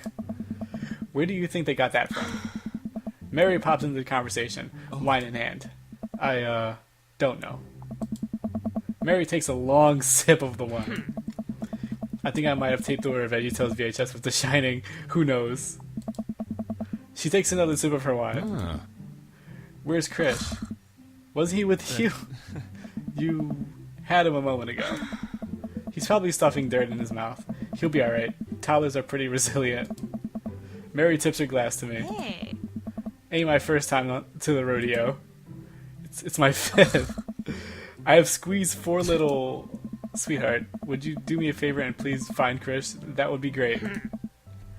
I'm sure he's fine. Mary. Okay, jeez. Mary finishes her wine and wanders off. Dad, can we go now? Lucian, have I introduced you to Cam yet? Hey, it's that punk from Amanda's school. I remember you. Whatever. That's no way for a young man to speak to his elders. Be polite. Lucian bows. Whatever, sir. Lucian bows again. Mr. Christensen, may I have a veggie burger? Sir? Coming right up, bud. Are you a vegetarian? Yup. Make that 2 veggie burgers. Did you know that some people in the Victorian era were vegetarians? They described carnivorous type people as blood lappers. Dad. That's really interesting, Damien. Joseph turns to the grill. Just a hint of a tattoo peeks out from under his sleeve. I can't believe I didn't notice it before. Looks like the bottom of an anchor. Whoa, is that a tattoo? Yup, I wasn't always a youth pastor, you know. That's so cool. Want to see mine? What? Lucian pulls back some rubber bracelets, revealing a lopsided 666 in black ink. My buddy gave me a stick and poke tattoo last week. I think it's healing up pretty good. Lucian. Oh, no. We'll talk about this later. That's pretty cool. What's the significance of the tattoo? I don't know. I just thought it looked sick. Well, in my opinion, the only reason you need to get a tattoo is because you want one. Careful though. That number carries weight. Man, Joseph is a way cooler youth pastor than I thought. I just figured youth pastor popped out of the moonlight with the Bible. I wonder what he did before preaching. Alright. I walk over to Robert and Brian, who are chatting over drinks, determined not to be worried about what happened that night. I hope Robert feels the same. Oh boy, let's see what happens here. Hey, guys. Cam, how the heck are you? Settling into the new neighborhood, alright? Oh, you betcha. Got the living room in order, at least. That's great to hear. I've been doing some living room work as well. Finally got the 50-inch in there. The game looks great in high def. Oh boy. Cam, have you met Robert yet? Yes, I believe we met. Briefly. Robert don't got nothing to say. Hey. Robert takes a long sip of whiskey. Robert robotically extends a hand. I shake it as he stares unblinkingly into my eyes. Oh god, what does this mean? How's it going? It's good. Robert focuses on the whiskey he's holding. He takes a long sip. Great, look at my friends becoming friends. Us dads gotta stick together, you know. Us dads. Robert has a kid. Oh, I didn't know you had kids. Hey. Robert continues to stare at me. Jesus, does this guy ever blink? Oh god, this is escalating quickly. Yep. Cool, that's cool. We stand in incredibly uncomfortable silence for several moments until we gotta get off this haunted truck. Oh no, the ghost locked the doors. Daisy and Amanda run up to us. Thank God. Yes. Quick, hit the emergency escape button. But trucks don't have emergency escape buttons. Then hit the brake, I guess, and then we'll get out of the truck. Oh. The imaginary truck. Anyway, we're safe from the ghosts. But how will we ever survive this Arctic tundra? Daisy, you might have to eat me. Are you prepared to do that? I'm prepared to do anything to survive. That's cold-blooded. I like that. Although I'm not sure I have the materials required to properly cook you. Wait a second, are you guys playing Long Haul Ice Road Paranormal Ghost Truckers? I would watch this show. I would really watch the show. Yeah. Amanda and I love that show. It's the best. Especially that episode where Callum hides Flint's keys and Flint retaliates by breaking an ancient cursed urn and sending the spirit after him. Yeah. It's such quality reality television. Alright, Daisy, I found us a couple of bugs. They're gonna make a great meal. Lots of protein, gonna keep us from starving out here in this harsh, icy wasteland. But there's a whole table of food right over there, Daisy. It's a game. We're playing pretend. It's what kids do. Live a little. Amanda gives Daisy a handful of gummy worms from the snack table. They eat them with mock disgust. Let's go find kindling for a fire. Okay. But not an actual fire. Because we're playing pretend. Now you're getting it. Daisy and Amanda run off. What a cute couple of kids. I turned my attention back to the conversation, but wait, where did Robert go? I skimmed the party and finally find him in the corner talking to Mary. Does he not want to talk?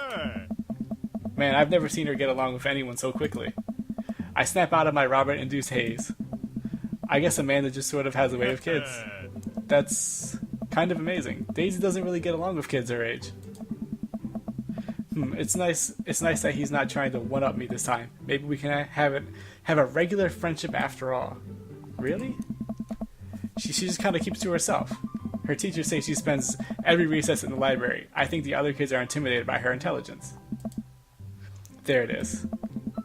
I wouldn't worry about it too much. Amanda was shy at Daisy's age too.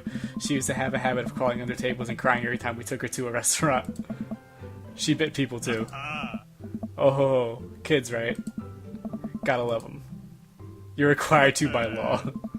Well, since they're getting along so well, maybe we should try to put together a little play date for them. Yeah, that'd be nice. Well, I don't want to take up too much of your time. Go meet some of the other fellas. And without further ado, let's work some magic. Joseph closes his eyes, takes a deep breath, and gets to work. With the greatest of ease, he sets patties on the grill, flourishing as he flips his spatula in the air. It's easily some of the best grill work I've ever seen. You guys think this is my first time in front of a grill? He's working faster now, effortlessly tossing cheese onto patties and perfectly grilling onions on the side. One after another, the dads take notice and crowd around Joseph to admire his masterful technique. You probably didn't know this, Cam, but Joseph's known around here for his grillmanship. Is that a word? It's ungrillevable. Oh, these puns. I've tried to get on his level, but I just can't catch up. Oh boy. Let us keep studying. He has a rare quality about him. Mustard, we keep talking about this? Can't we just appreciate the artist? I've never seen him make a mistake. Puns! So many puns. Okay, we need to stop. This is getting too cheesy. Oh my god, please stop.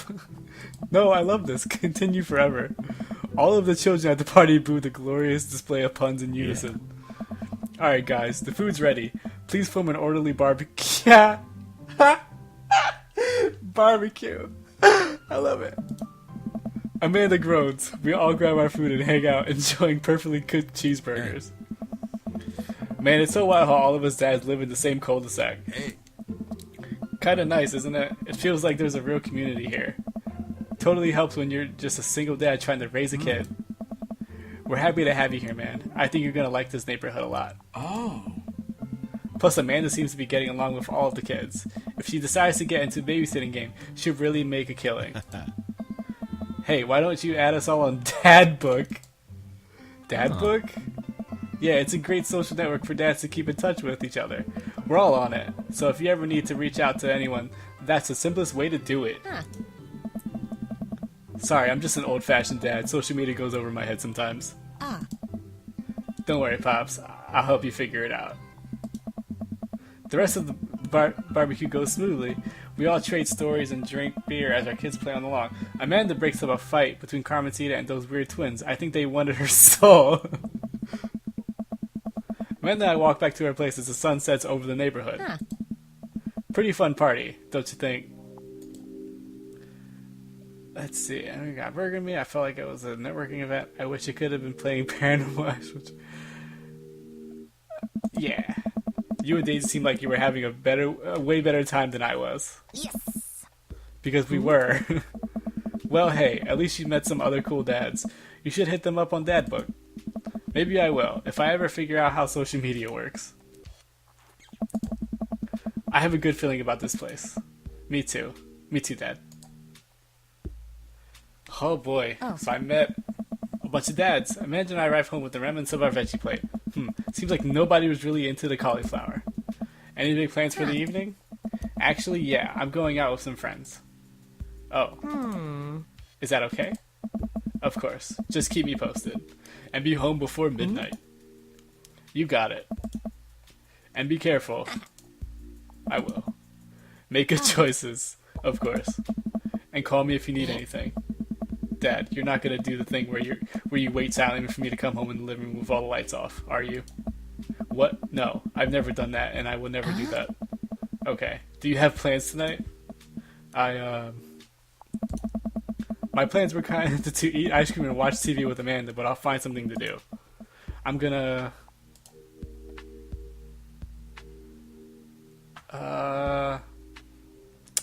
Let's see. Work on some stuff.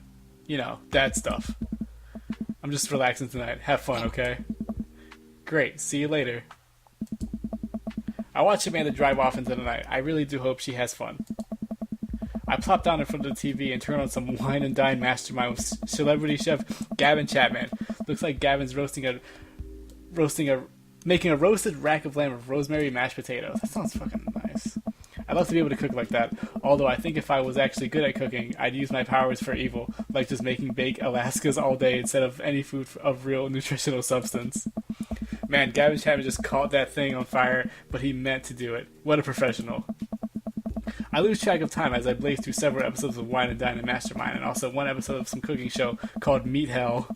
I'm not even sure what that one was about. It was just a lot of yelling. I glance at my watch. Man, it's almost midnight. I should check in with Amanda. I send a text. Hey, kiddo, you good? I wander into the kitchen as I wait for a reply. Amanda's phone is almost always in her hand, so I'm sure she'll respond soon, unless she's driving home now, in which case I hope she doesn't respond soon because I definitely taught her better than the text and drive. I reach into the freezer and grab an ice cream sandwich. It's a little late for this, but I think I earned it after a long day of socializing. This is me. He's literally me. I check my watch again, and then my phone. Nothing yet. Okay, see, now I'm worried. Do I call her? Do I call the cops? No, it's too soon for that. I'll just send her a gentle reminder text. What's up? Half an hour passes. Now I'm really worried. The episodes of Gavin Chapman's Meat Hell are not only assuaging my anxiety, but possibly exacerbating it with all the yelling, so I keep pacing around the house, waiting for her to come back. Why didn't I find out where she was going? Who was she even with? Why don't I know any of her friends' phone numbers? Why don't I even know any of her friends' full names? Who is Emma P? I decide to send her another text. Amanda, please text me and let me know you're okay. I can't help but think of all the awful things that could have happened to her. Oh, thank God, it's her. Amanda opens the door and shuffles in. Finally she's back home. I'm glad she's okay. So, sweetie, thank God you're safe. Yep. But now that I know she's okay, I'm really mad. Why didn't you answer my text? Amanda pulls her phone out of her pocket. Oh, whoops. Guess I didn't see those. She starts to walk to her room. Amanda Ann. Whoa, we're pulling out the middle name now. Amanda, you came home an hour and a half after your curfew and you didn't respond to any of my texts. You really freaked me out. I was about to call the cops. Dad, you're seriously overreacting. You're not going to be like this when I go off to school, are you? I have a right to be concerned. You're my only daughter. Well, I can't give you a play-by-play of everything I do all the time. I'm 18. You shouldn't even be giving me a curfew in the first place. Shit, girl. I sit down on the couch with my head in my hands. I feel very tired all of a sudden. You really scared me. Just please don't do that again. Alright. I'm gonna go to bed now. Amanda closes the door to her room, and I head to mine. Jeez. As I'm falling asleep, one thing she said keeps echoing in my mind. You're not gonna be like this when I go off to school, are you? I definitely didn't sleep well last night. I brew some strong coffee and make some scrambled eggs for Amanda as a peace offering. She eventually wanders into the kitchen. Hey. I thought about what you said last night. I should have texted you. I said I was gonna do it, and I didn't. I honestly just didn't even think about it. I'm really sorry, Pops. I won't do it again. Well.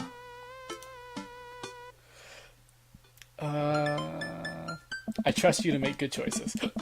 I also thought about it, and I'll try to give you your space from here on out. I gotta trust that you can take care of yourself. Timonero? Oh, shit. Timonero. Amanda gives me a hug. Want some eggs? You know it. Sprinkle some cheese on them. Already did. Alright. Bless you. Amanda scarfs on the eggs and the time it takes me to wash the pan. Alright, I'm off to school. Smell you later. Wait, one more thing before you go. What? What's Dadbook? It's a social media platform. Wait. What? What's a social media platform? Dad, I have to go to school.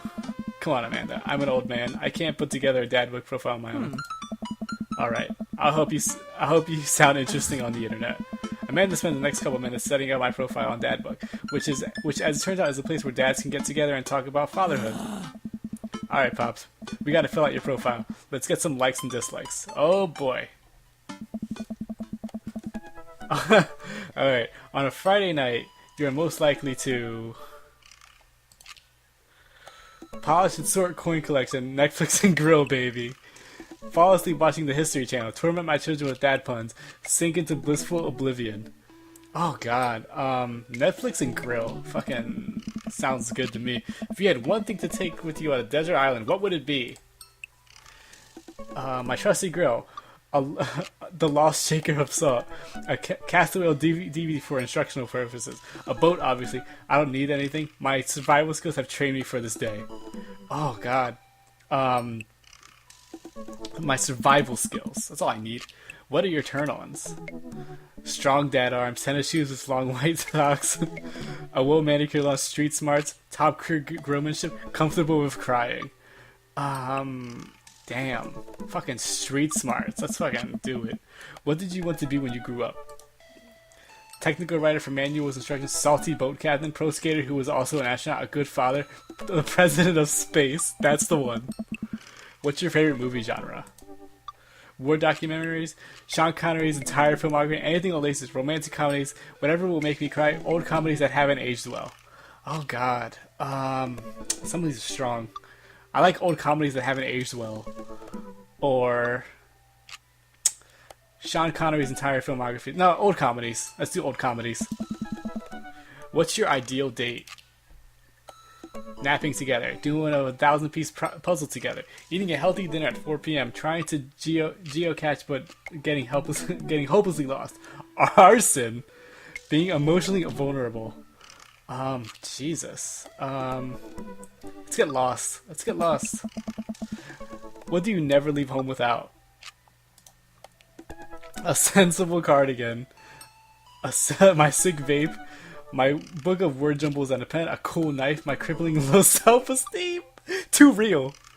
I frequently forget my phone, keys, and wallet at home sometimes. Crippling low self-esteem hits too close to home, so I'm gonna hit it. I spent a lot of time thinking about conspiracy theories, how proud I am of my child, potential ends of the world, if I'll ever be able to love myself as much as I love my girl, when I can next get a cup of coffee, lawnmower modifications. Either potential ends of the world or how proud I am of my child. You know what? Amanda's dope. I'm proud of her. Fucking profile complete. Alright. See? That wasn't so bad. Yeah, that was actually kind of fun. I could totally spend all day on here just looking at people's profiles. You should message one of them. Or more than one of them. All of these dads seem pretty interesting. Okay. I promise I'll make some friends. Amanda gives me a hug. Go get him, Dad. Oh boy. Welcome. Fucking You've got the Dad. dad's social media. Oh my. Oh boy. Oh god. Who should I? I was digging Matt. Honestly, I'm digging Matt. Let's go for Matt.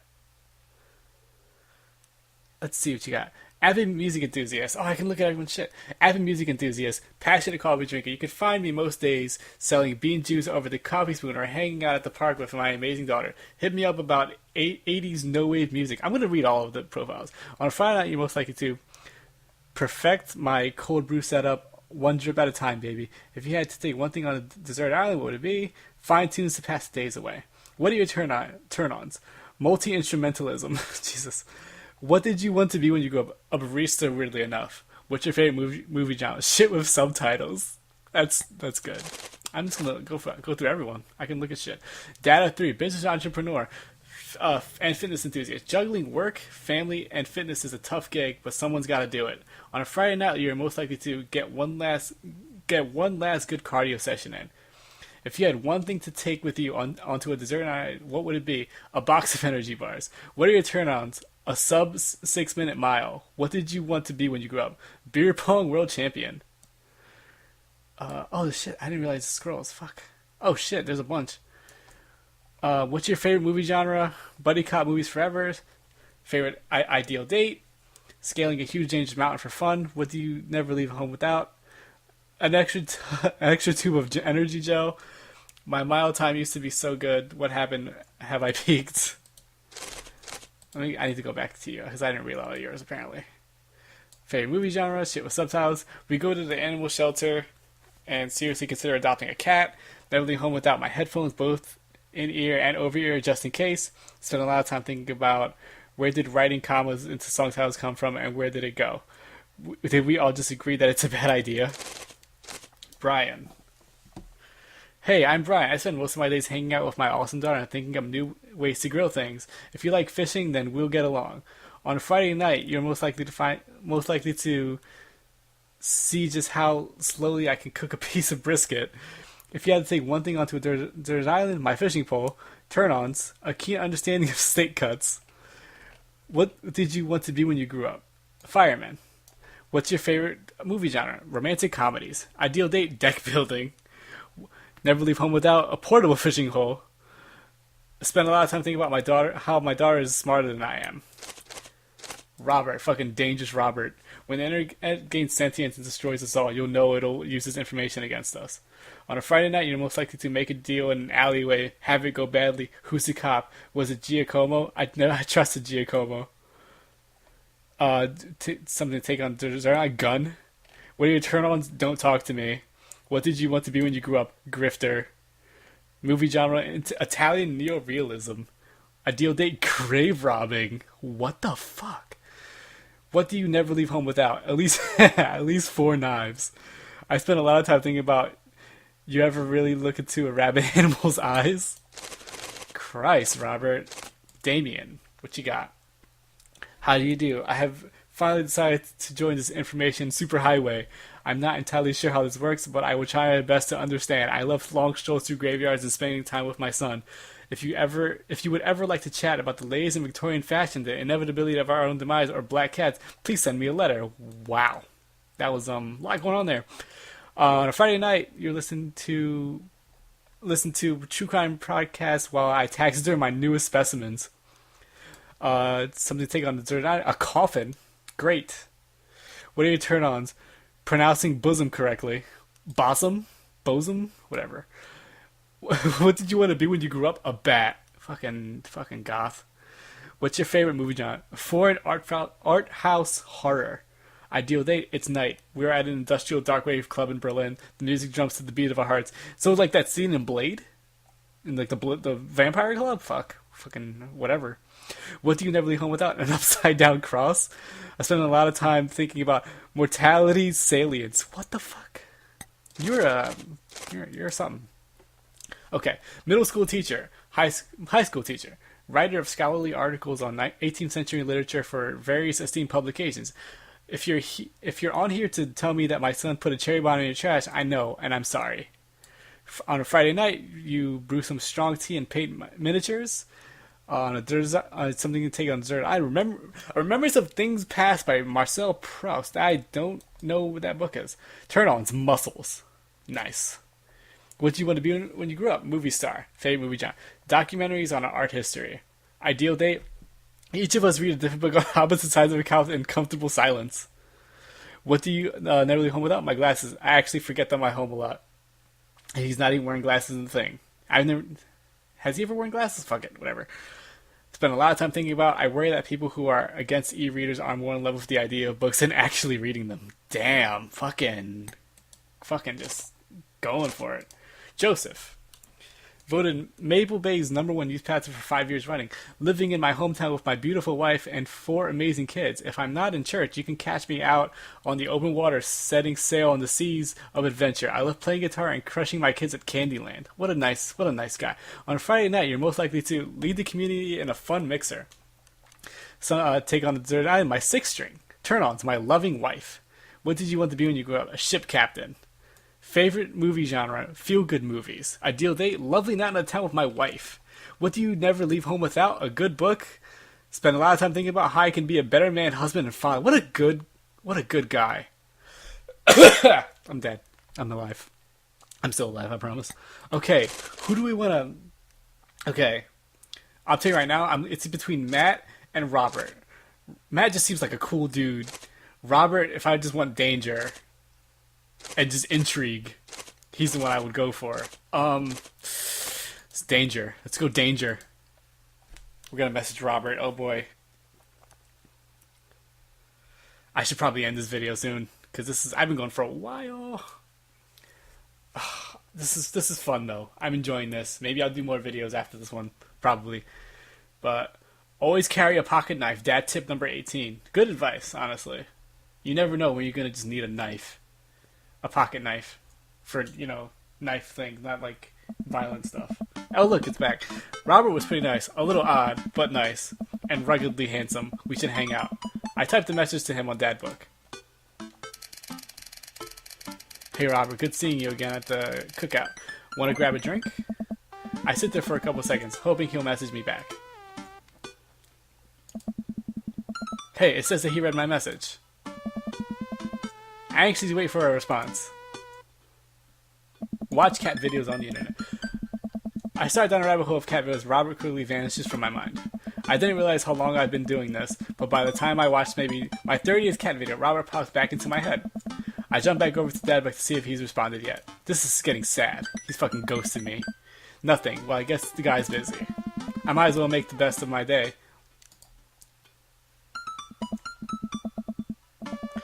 I get up, walk to the living room, then sit down and turn on the TV. Food. Ooh, Meat Hell is on. I love Meat Hell. You have 10 minutes to cook a 5-course meal that must include these ingredients: steak, lemon meringue pie, paper clips, and a hammer. If you are unable to finish the cooking, or if any of these ingredients are absent from the dish, we will release the wolves. Oh my god. I'm not kidding. Please help us. I lose several hours to whatever the hell that was. Sighing, I get up and walk around the house. My stomach grumbles. Time for lunch, huh? Well, I guess it's time for old Chef Omedo to cook a gourmet delicacy. I walk over to the refrigerator and open the door. Let's see.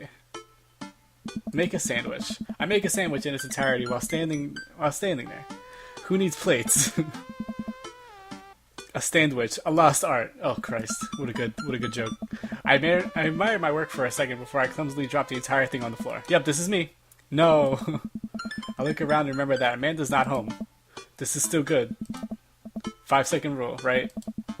I reassemble my sandwich, peeling pickles off of the floor and putting them back where they belong, in my mouth. Wait, I'm a wreck. I finish my snack and walk around the house some more. Bored. Where's Amanda coming home? Oh, I just remembered something. When we were packing up the old house, we found an old basketball hoop that would hang off a door. It would really bring the living room together. I wonder where I put that. I spend a couple minutes poking around in the place until I find it. After installing it above one of the doors in the living room, I'm ready to dunk. Come on and slam! I take a leap from the free throw line and rocket that sucker down the net. The crowd goes wild. and welcome to the jam. I pull up from the three-point line, breaking ankles and singing a fadeaway. And I forget the rest of the words to this song. No look behind the back hook shot. Everyone's on their feet. Something Space Jam. The best movie ever made, by the way. No one, I would be singing this. Dad? I turn around to see Amanda standing in the doorway. Her eyes are a little puffy, almost as if she'd been crying. Hey, Amanda Panda, you alright? I'm fine. What are you doing? I found the hoop and I'm taking it to the hole. Pass me the rock. Laser pass. I lead the league in blocks, set the record for rebounds in my rookie year. Do you think you can handle this? What's a rebound? Oh, when someone misses a shot and the other players try to retrieve it. That's a... Alright. Just kidding. Amanda zigzags past me and tips a layup into the hoop. Art of war, bitches. Amanda, language. Sun Tzu didn't care about language. I would argue that Sun Tzu cared very much about language, so once you write something as timeless as the art of war, then you're allowed to swear. Amanda sticks her tongue out, dunks for another 2 points. Seriously though, are you okay? You look like you've been crying. Oh dude, I'm cool. I just saw like this really cute dog on the way home and it let me pet its belly. I couldn't contain my emotions. Oh wait, my thing is turning on. Okay. Yeah, okay. Are you sure that's all you're upset about? Tell me more about this dog. She was a little French bulldog named Jacqueline and her tongue was permanently stuck out of her mouth. She had a little sweater on. Wow. I probably would have cried if I got to pet her. I would. She was so excited for tummy rubs. Oh no, I'm tearing up just thinking about it. Change the subject. Oh, okay. Just making sure. Maybe you should be less concerned with my face and more concerned with my full court press. Amanda and I played ball for a little longer, then we cooked dinner together. We managed to not almost burn down the house this time. Afterward, Amanda and I dig into a carton of ice cream over an episode of Chopped Toddler Tournament. What? What you have in front of you is a molecularly deconstructed sweet potato with a brown sugar demi-glaze with creme fraiche, of course. This is literally a jar of baby food. The toddler immediately bursts into tears. Are we bad people for watching this? Yes. After a few more episodes, Amanda goes to bed. I check my computer one last time, still nothing from Robert. Bitch. What a bitch. But it says he read my message. Is he ignoring me? Eventually, I climb into bed to get some rest, but I just can't stop wondering why Robert won't message me back. Fucking Robert. What a bitch. Date complete. What? Oh, dad points. Well, look at that. Maybe if you were hotter. It's all... Well, there you go. I think this is a good place to stop. I finished a dad date, I suppose. So, there you go. That was Robert being a dick. Look at all this vandalism and property damage. But yeah, so... I am into this game. So, this is fun. Maybe I'll do more videos. I think I went for like 2 hours. I'm not sure. I have to look. But yeah, so... Thank you for watching Dream Daddy and just going on a dad quest with me. And just being just flirting with dads. So, there you go. Thanks for watching. And, yeah. See you later, I suppose.